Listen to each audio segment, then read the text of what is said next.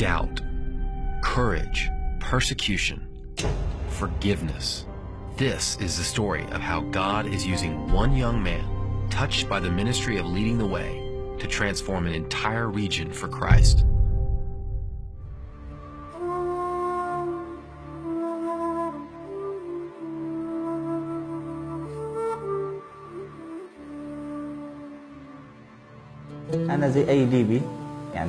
As every Libyan, when I was a little boy, I used to go to the Quranic school.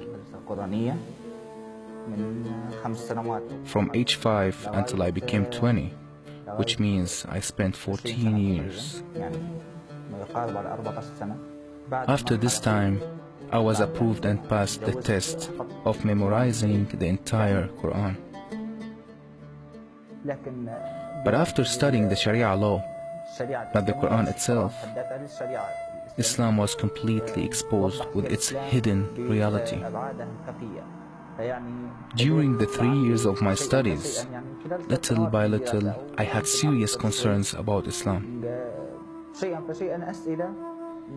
After discussing these questions with friends and not getting answers that would convince me, they become hostile to me. They told me there's a verse in the Quran that urges Muslims not to seek answers to questions about some things, as it may hurt them if they know the answers. I lived in struggle for more than 4 years. I got to a point when Islam had no part of my life and religion ceased to exist. Muhammad meant nothing to me. I became an atheist.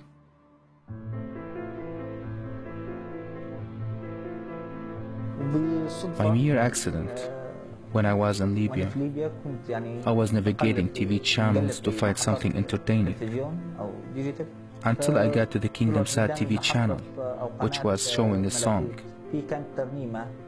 I started to hear words that we never use in Islam. I wanted to communicate with them, so I picked up their phone number, which is in Lebanon. I kept contacting them. I communicated with a brother called Kamal. Our correspondence lasted for 2 years.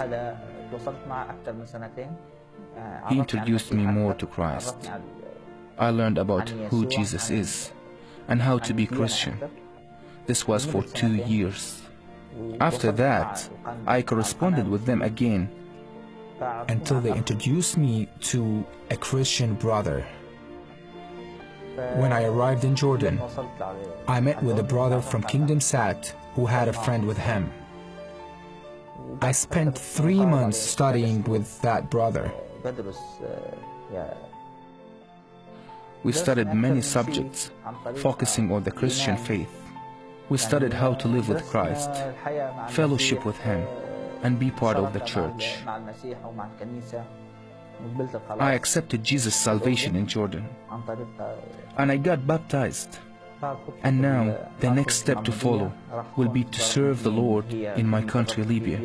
People in Libya need to know Jesus, the God and Lord.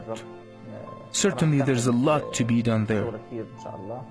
Soon after Shahid left Jordan for Libya, Leading the Way lost contact with him. After 2 months of silence, we learned that Shahid's own father, angered by his Christian conversion, had reported him to the government.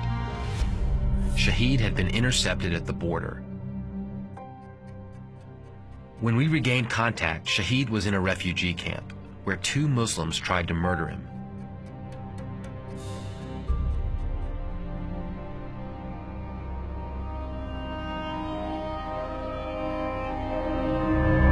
But the Lord saved him twice.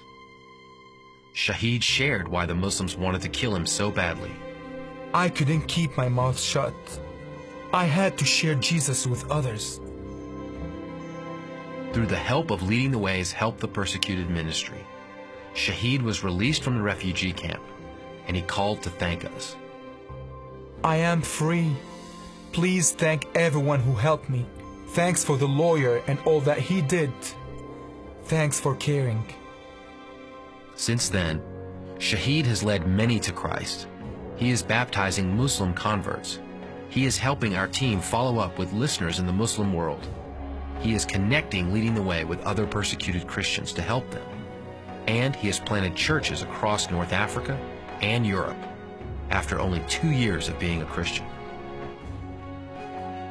Recently, Shahid shared an update with us, a picture of him baptizing new believers on the same shores where ISIS beheaded 21 Coptic Christians. Shahid has been radically transformed by Christ, but he is not content to keep his faith to himself. Through his life and the lives of many others, the Church of Acts is being lived out today, even in some of the darkest places in the world. And his story is just beginning. Leading the Way is actively discipling many Shahids around the world, reaching into closed countries with the gospel message. His story shows how God can use one broadcast to impact not just one person, but many lives for Christ. We pray the Lord would help us in this endeavor to serve Him more and make His word known to people. May the Lord bless you all.